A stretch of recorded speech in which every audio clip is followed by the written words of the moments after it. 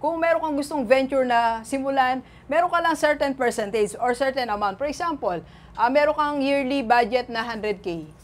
Just to explore something. Kung meron kang magustuhan, i-try, sige, explore mo. Di ba? Wala mang masama. Nakakuha ka ng bagong opportunity dyan.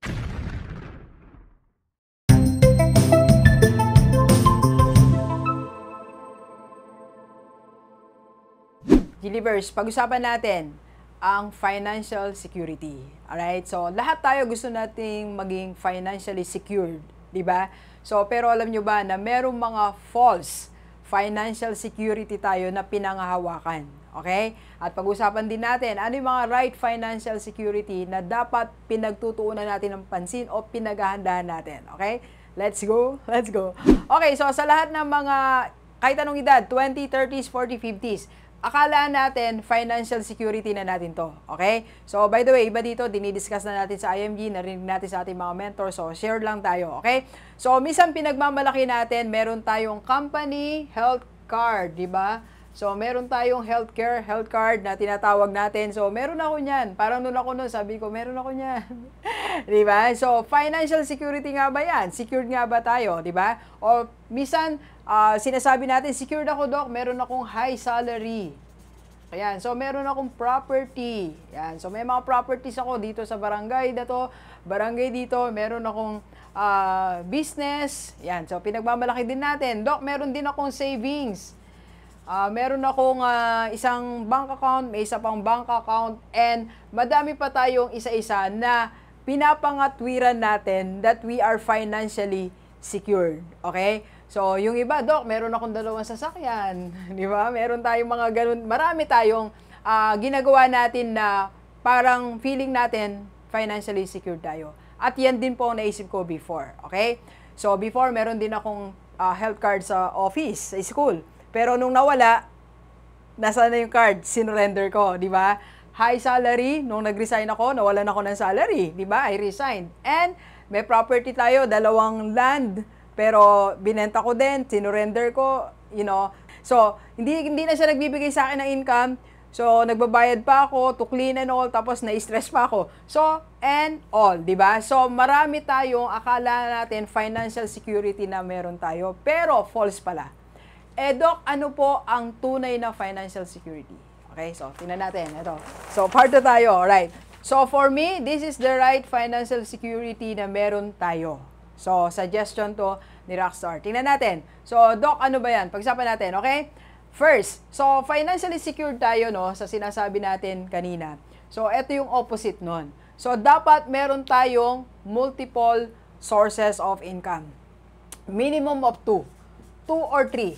Okay? So, wag namang 7, 8. Dati ako may 8, pero di ko kinaya. Wag na. So, at least 2.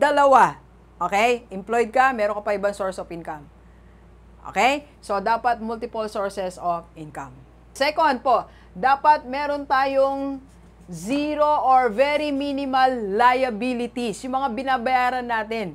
Kasi pag kahit marami multiple sources of income, kung napakadami naman natin binabayaran, wala din, di rin tayo financially secured.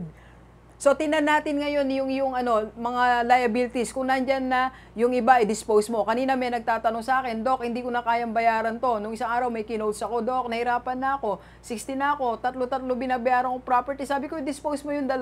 Yung isa, pambayad mo lahat ng liabilities. Yung isa, pera mo para guminhaw ang buhay natin. Tandaan natin, lahat ng yan na pinag-uusapan natin, ang bottom line yan, maging masaya tayo. Kasi yun ang buhay, yung purpose ng life. Okay? So, kung hirap na hirap ka na, dahil sa hulog mo dyan sa maraming lupain, sa maraming properties, di ka na masaya, baliwala yan, di ba? Kung di ka masaya. Alright?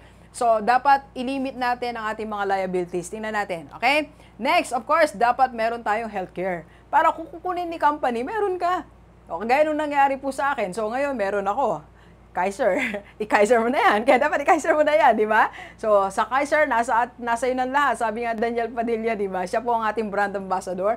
So, yan. So, meron po yung healthcare, life insurance, and investment. So, kung meron ka yan, Kaiser, di ba? So, kung magkasakit ka, so may gagamitin ka. Unlike kung wala kang healthcare. So, magkasakit ka, maubos lahat ng pera natin. O, di ba? Marami tayong nababalitaan. One sakit lang na tumama, nabenta yung sasakyan niya, nabenta yung iba niyang gamit, di ba? So, dapat meron kayo niyan. Okay? So, dapat diversified investment. So, iba-iba din dapat investment natin. Or kung ayaw mong mag-iba-iba ng investment, mag-mutual fund ka. Ang mutual fund, dinadiversify niya na ang investment natin. Kasi si fund manager po, siya nang nag-i-invest sa iba't ibang company. So, hindi na natin problema yon. So, pag nag-mutual fund ka, yun na. Okay? So, diversified na investment mo. Alright? So, Doc, paano ba? Saan ba ako mag-mutual fund? PM lang. Okay? So, assist ka namin sa mutual fund investment. Okay? And of course, dapat meron tayong passive income.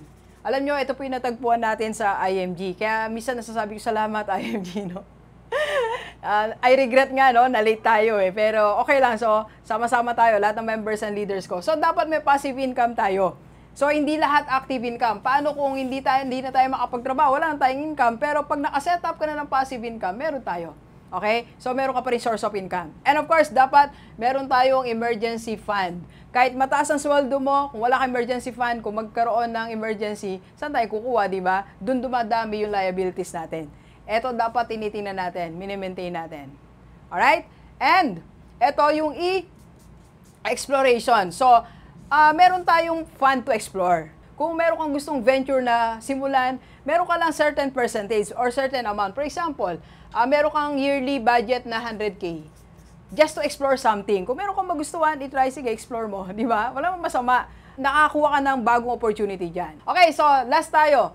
Yes, of course, dapat meron tayong cash, financial security. So, hindi pwedeng puro property, puro liability, marami kang income, pinababayad mo sa lahat yan, puro ka na investment, wala ka na iwang cash. Cash, okay? So, dapat meron kang liquid. Anytime, meron kang access. Nagiging pera. Nahawakan mo, pambayad dito, pambayad doon. Okay? Alright, so, G-Livers, dito tayo sa tamang financial security. And we can help you sa IMG Rockstar Community. PM na sa personal life ni Doc. Let's go, let's go, let's go. Kapi po tayo. Kapi po.